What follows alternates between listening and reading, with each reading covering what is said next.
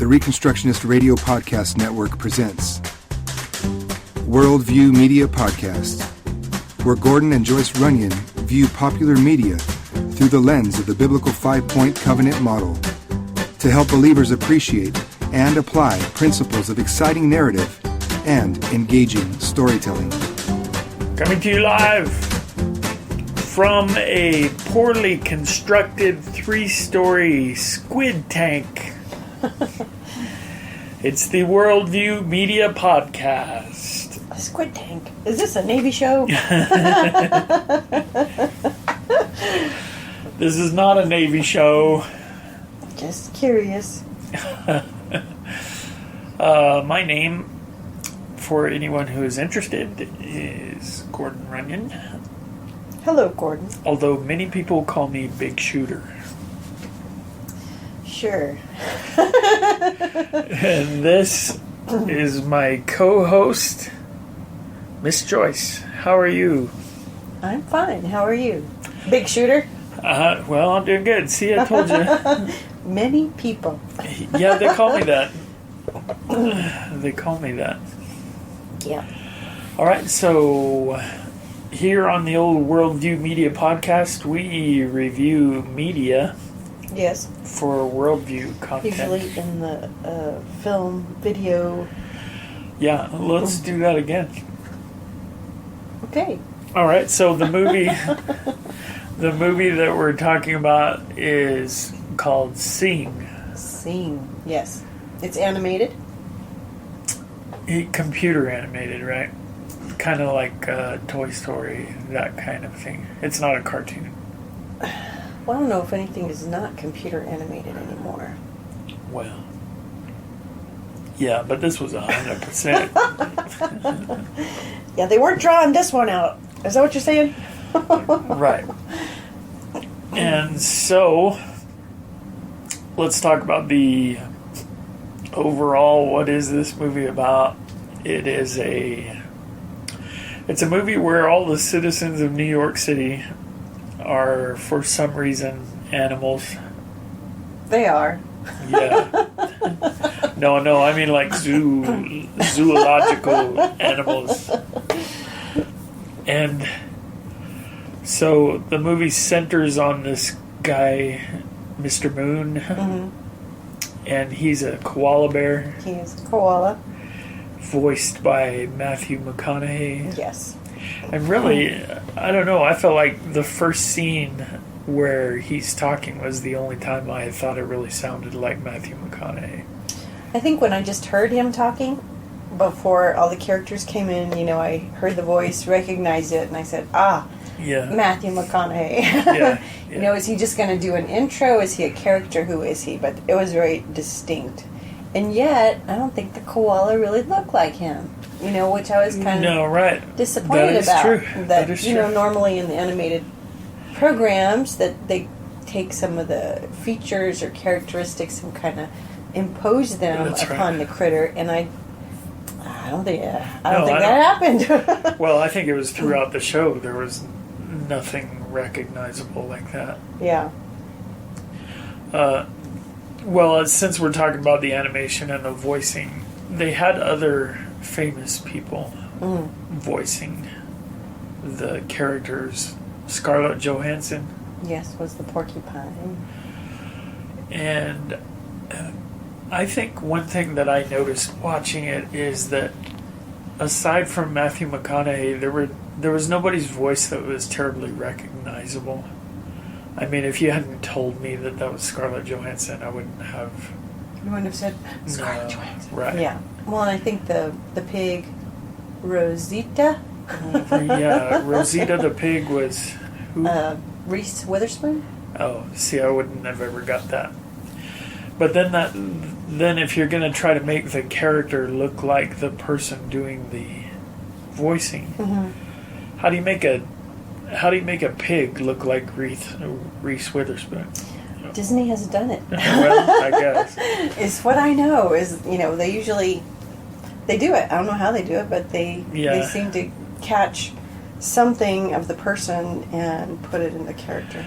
Right, and expressions and stuff like that. So the voice actor actually winds up imparting something in terms of the design, expressions. And that didn't happen in this movie at all. I don't think so. Didn't feel like it anyway. I think it was a little bit more flat, maybe. Yeah. And what studio was I don't singing? even know. Illumination or something? I don't know who they were. Yeah, I couldn't even tell you. But anyway, Matthew McConaughey's guy, the koala bear, Mr. Moon, is the owner of I guess it's a Broadway theater. It's a theater, yes.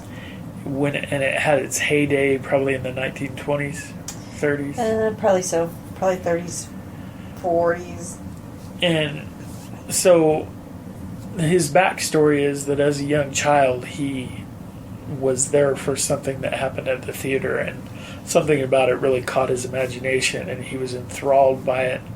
And he eventually bought the theater and made plays and stuff like that. But I guess all of his stuff bombed and was not quite as successful as he had hoped for. Right. Now he's struggling for money. The bank's after him for back payments, and he's doing everything he can to avoid one that. last show in him to hopefully bail him out.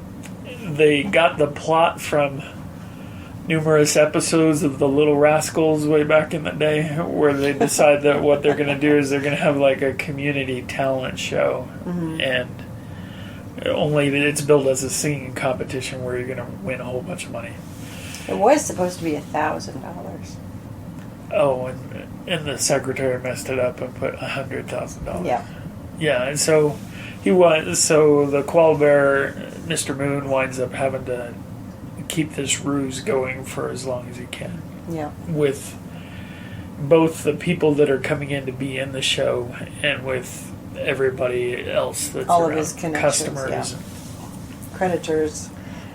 And so a lot of the movie then follows the main characters that are coming in to do the competition, and we get to see some of their backstory and what's going on with them, and pretty wildly variant in their backstories.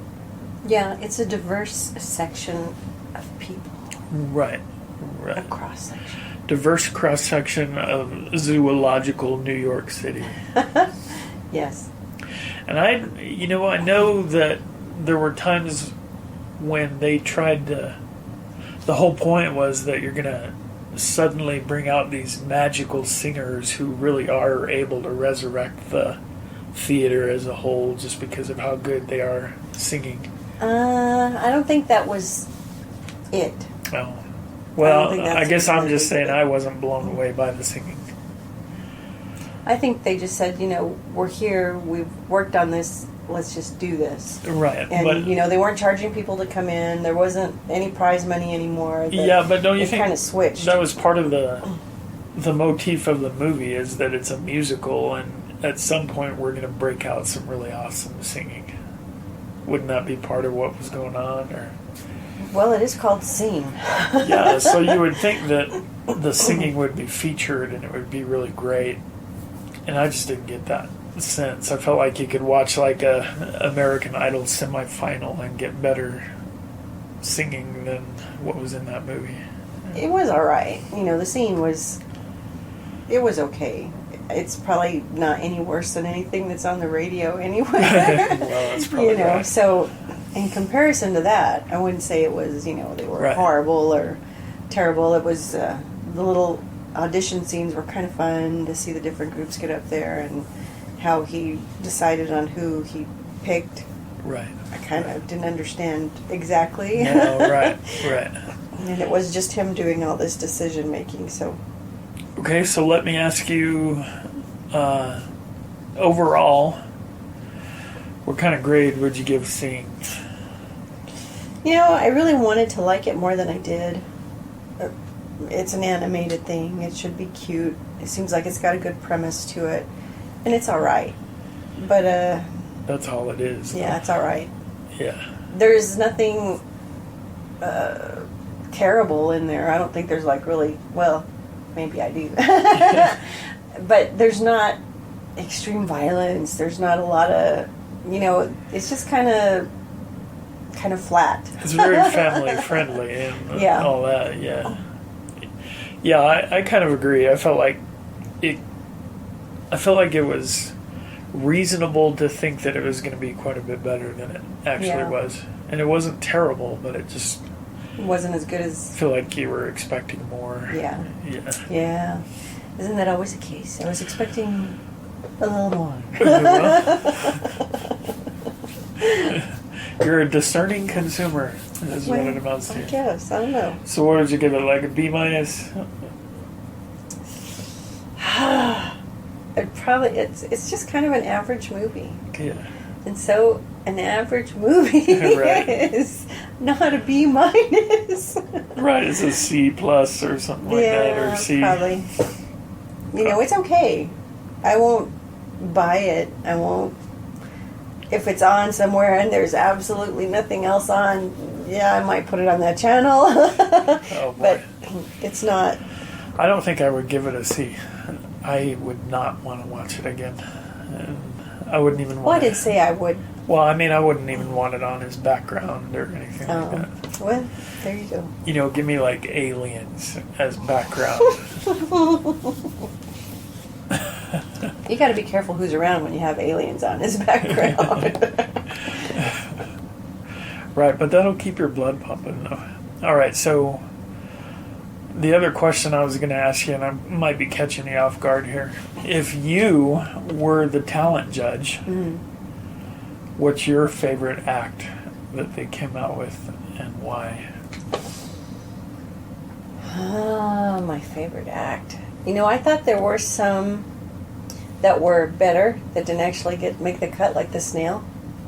Oh, I thought he was really pretty cute, with his song and what he sang and sitting on the microphone. And I'm surprised that the little mouse made it. Yeah. Because he just seemed really kind of snarky and full of himself, So I was...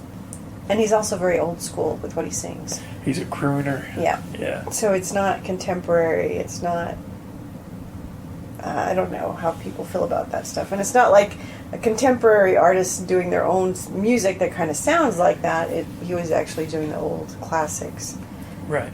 And I know that the guy wanted the giraffe and then decided not to just because he was too tall and it'd be hard to communicate with him. Yeah. So I was like... And then was it the monkey that was having... It was a bull. And I thought he was okay too. But he didn't make it either. There was no really incredible act that I would have been like, oh, yeah, you should make it. Even the ones that made it, I was like, I mean, they were okay. Yeah.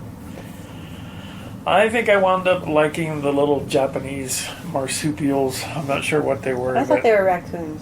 Were they raccoons? I thought they were. They were really cute. They were the best. Of course, you didn't know what they were singing. No. And they didn't know anything. They just looked happy. Right. That was what I liked about them. They were oblivious and they were And happy. that's really kind of like how the girl groups are. Right. I went to a thing with Jordan before she graduated, and it was a multicultural banquet.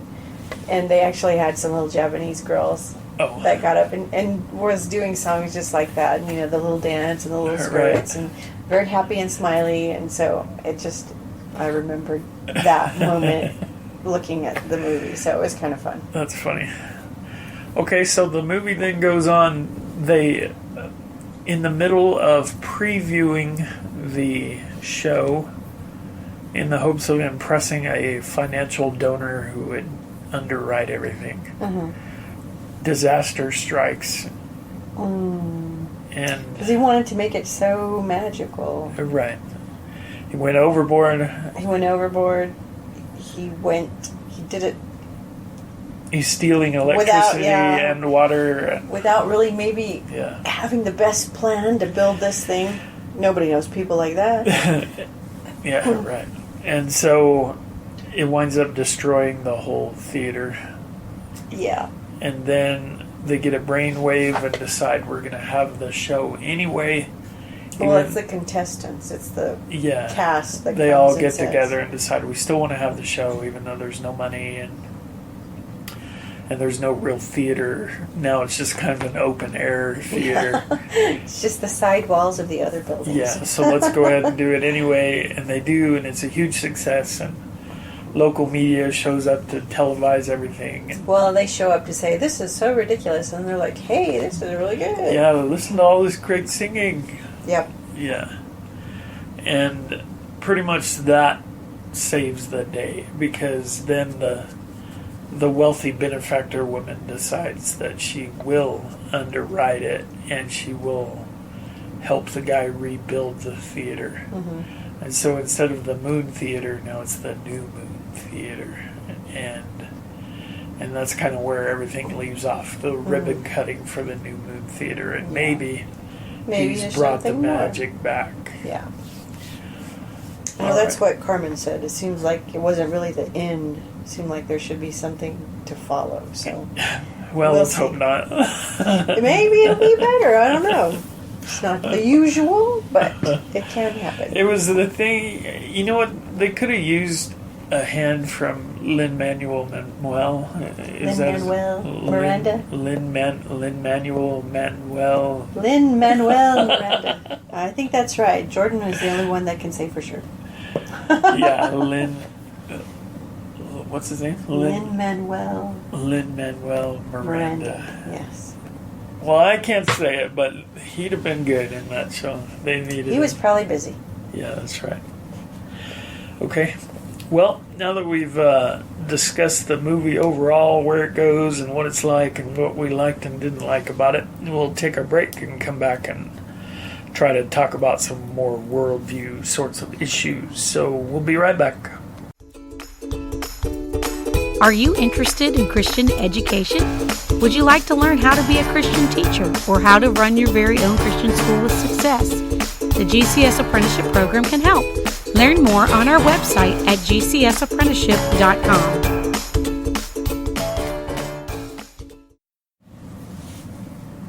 And we're back, Worldview Media Podcast. Proud to be a part of the Reconstructionist Radio Reformed Podcast Network. Your one-stop shop for all your audio dominionizing needs. There it is. That's the place for it.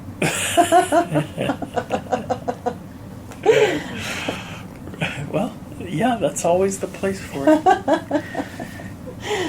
Okay, so we're talking about Sing. Yes. And let's talk about just what sorts of overall messages, or are there moral dilemmas that you think of, or what's the overall ethic that's being promoted in the show, or just any sorts of questions like that. You got anything? Well, it seems to me that it's really kind of stressing the, live your dream, make your dream your reality. And you see that in the characters, they're all in terrible circumstances. Right. The gorilla, his dad's the head of a gang, and they rob people, and he's going to get drugged into this lifestyle that he doesn't really want just because that's what they do. Right. And the little mouse guy is, working on the sidewalks and trying to make money and, scraping by when he's so talented, and he should be able to do more. And you see the little elephant girl, and she's kind of, she's too shy. Crushing shyness. Yeah, she just can't. She can't get over herself in order to be herself. And you have the little porcupine that's, in this bad relationship with a guy who doesn't appreciate her. With another porcupine who just thinks about himself. Was the relationship prickly? Would you I say? think it was. It was okay. I think it was. And then we don't have a laugh the track pig. that we can just hit right. Surely you can find one and plug it in. But the one I think that bothered me the most was Rosita the pig. Okay. Because... It bothered you. Why? Well, because she's a stay-at-home mom. Yeah. And she's really... she's got like 1,000 kids, like pigs do, I suppose. They can have a lot of kids. Yeah, I guess so. And she's just kind of invisible to them. Yeah.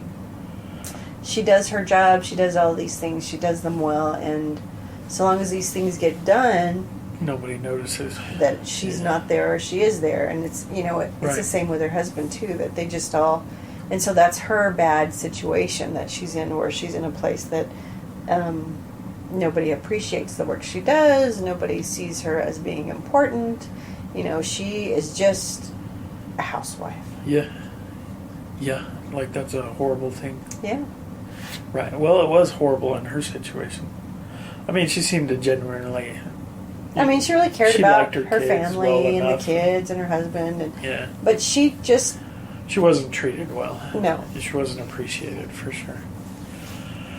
Okay. Well, that's interesting that you would come up with that, because studying for the sermon that I have to preach on Sunday, I was just meditating on the fact that when people in the world understand that the world is unfair and that everybody suffers and has to go through times of suffering, the Bible tells us that we're supposed to seek to be strengthened with God's might so that we can be empowered to persevere in patience and long suffering.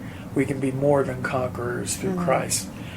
And so that's what the Bible tells us. But when the world faces those same situations, there's really only one of two ways that they go. And the one that's more common is to harden in self-interest and complaining and demanding. About the injustice of it all. Yeah, complaining, kind of rejoicing in a victim role or something like that. And if that continues and goes to its logical end, I think then you get people reaching out to things just for the sake of trying to dull the pain or make it the addiction network. Right.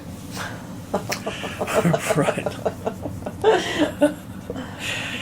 Yeah, and so that's a pretty common, natural way of dealing with suffering, and it's completely inadequate, right? But then on the other hand, the world also has this ideal which they think is higher, which is the whole kind of believe in yourself, set your goals, and persevere, don't let anything stop you. And so it's where the other one is kind of knuckling under to the things that are oppressing you. The other humanistic way of dealing with it is to just take it as a challenge and prove that you yourself are better and stronger than whatever your situation is.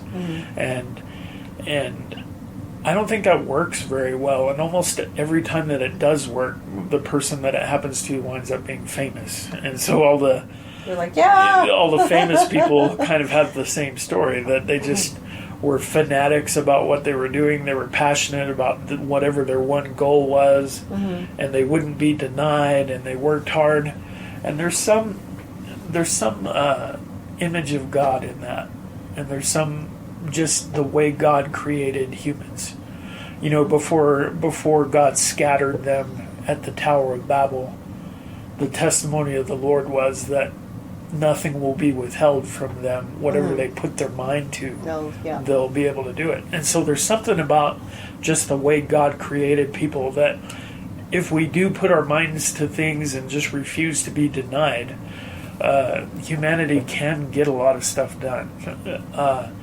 I think I was just talking to one of the girls, I think about Star Trek and all of these things that they just thought of. Hey, wouldn't this be cool if we had this tricorder that could check your stats and see if you're healthy, and these little communication devices that are, that we have done those things, and it was just because somebody said, hey, wouldn't this be kind of cool if we could do this? And so I totally see that.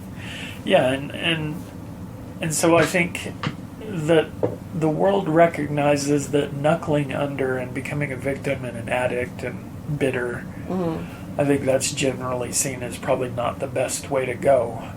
But the other option then is this whole, you'll show them, you'll muscle through, and you'll prove you're stronger than whatever it is that's against you.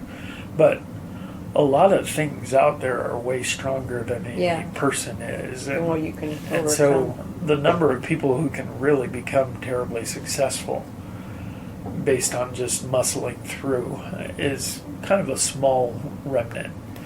And so you almost see then kids shows and stuff like that, they're very much into preaching this thing about believe in yourself, set your goals, don't let anything stop you, don't take no for an answer. And that's a whole life ethic for an unbelieving world.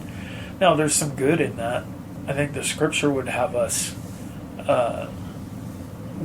not be deterred by bad contrary circumstances and Yeah. closed doors. We're still supposed to try to open those doors and move forward, and just because we get a no answer or we fail, we're supposed to, the righteous man falls 7 times and gets back up and keeps going. Yeah. And so there is real wisdom in that, but the world wants to divorce that from faith in God. Yeah. So I thought that was really interesting, that seems to be the ethic of the whole movie. You saw that, right? In terms of, like you said, all these characters are coming from bad situations, and can they muster up something within themselves that allows them to overcome it? The other kind of prominent message that I saw was with the Moon character. The whole issue was the fact that he began his career because of a passion and because of his imagination being captivated by the things that he saw and wanting to be involved in that and to do it well. And somewhere along the line, financial considerations became more than just the realities of doing business, but they became like the only consideration, and as his efforts to create the magic consistently failed, now he can't worry about creating the magic. He just has to worry about where his next bit of money is coming from. And so the financial consideration takes over the whole creative consideration. And his arc then, through the destruction of everything and the loss of everything and the loss of even the ability to think he might be able to get it back, through all of that, he's restored to this place where now really all he wants to do again is create that magical experience for customers and stuff. And I almost felt like there was a theme of losing your dream, seeing your dream die, and then almost a resurrection of that passion, and that was seen as a good thing. And kind of that's echoed then in all these characters, that you have to have this passion that will cause you to transcend whatever your rut happens to be. And I thought that was kind of interesting. I've been thinking for a while that yes, Christians should be good employees and they should be the sought out employees in the workplace. But it would be like 1,000 times better if Christians withdrew from the workplace and became the owners,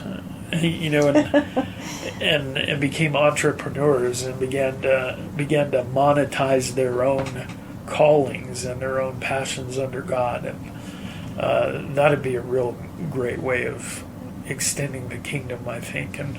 And so I almost feel like there's a message that kind of goes in that direction in Sing, but you almost have to sit back and contemplate it for a while before you see that. Well, and I think the problem with what you said is that so many Christians think, well, this limited market or ideas are something that I can say, this is a Christian thing for me to do. Right. And is owning a restaurant a Christian business? Right. If I'm going to be a Christian business owner, does that mean it has to be like a coffee shop or where they do Christian stuff, or does it have to be a bookstore? And we should shout that the answer is no, not at all. Yeah. You can have a Christian gas station. It doesn't mean you have to paint scripture verses on the pumps or something. It just means you run your business as a believer and with utmost integrity standing as a witness for Christ.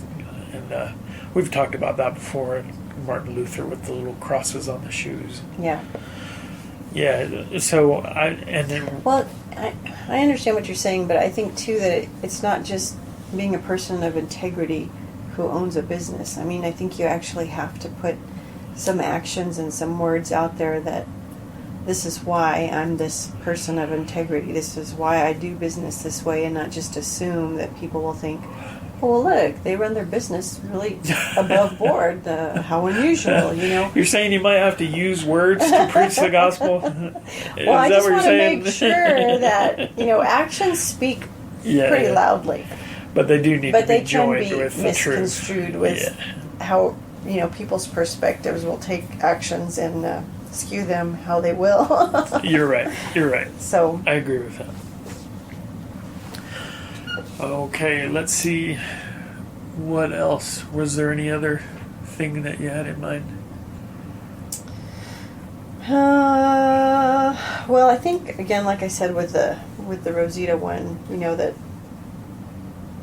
they came to watch the show, and it wasn't until after she performed that they were all like, wow, that's my mom, you know, that's my wife. And so I just kind of thought that was a sad thing. Right. What if you're a mom who can't sing like that and get up on stage? I mean, so it seems like it's kind of you're a mom. Well, good luck to you. Right. Sorry. That's all you are. Sorry you don't have a real job. Right.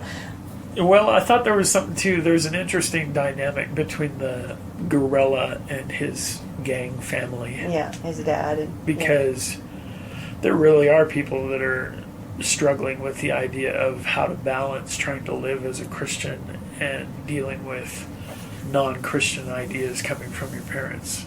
Because you've got the command telling you to honor your father and your mother. Mm-hmm. And you've got Christ telling you that this is what I want you to do.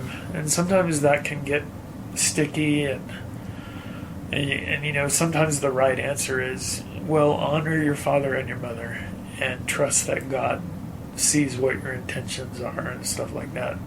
But he also calls people out of families, that can never be an excuse for disobedience to God. Mm-hmm. But you know, it does get tricky though. If you're trying to live as a Christian and you're trying to do, say, abortion abolition activism or something like that, and so you're a teenager who's wanting to be involved in this, and your Christian parents who are not abolitionists, they tell you, no, don't do that. That's fanatical, and you can't be involved in that. Now what do you do? And I've seen people give the advice, well, honor your father and mother until you're out of their house, and then go and do whatever you feel like you need to do. Well, I think that's a perfect time to have a conversation about why do you feel this way? You know? Right.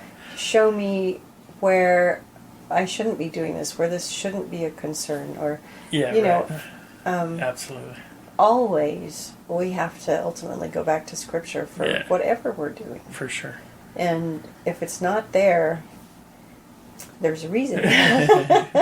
Right. You know. Well, and it kind of goes back to a pet peeve of mine. I think we all understand, even that relationship that's commanded in the Ten Commandments, you shall deal this way with your mother and your father. Mm-hmm. Even that one, I don't think anybody would suggest that means you do whatever they tell you. Yeah. But well, I also remember the one that says you need to leave their home. Yeah, you do need to leave. Yeah, for sure. And you start your own place and you call it good. Absolutely. But see, nobody questions that there are limits to even parental authority.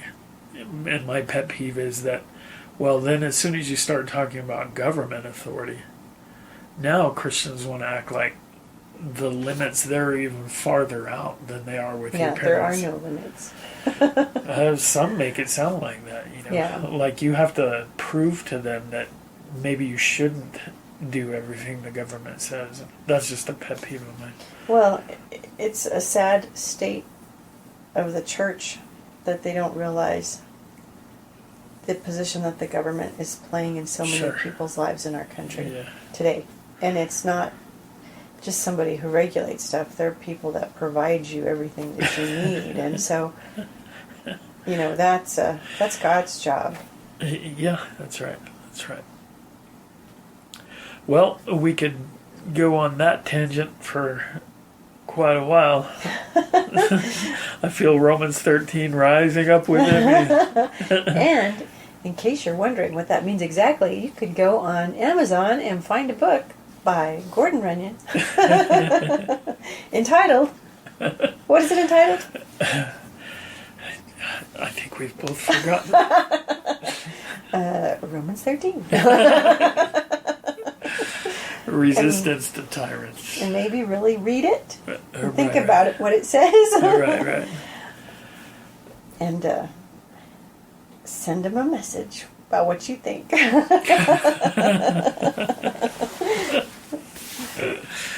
Yeah, that'd be all right.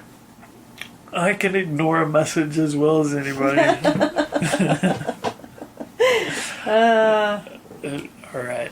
Well. So I do want to give a shout out to our girl Jordan. Are we shouting out? To our girl Jordan. She's in the big city of Las Vegas, New Mexico.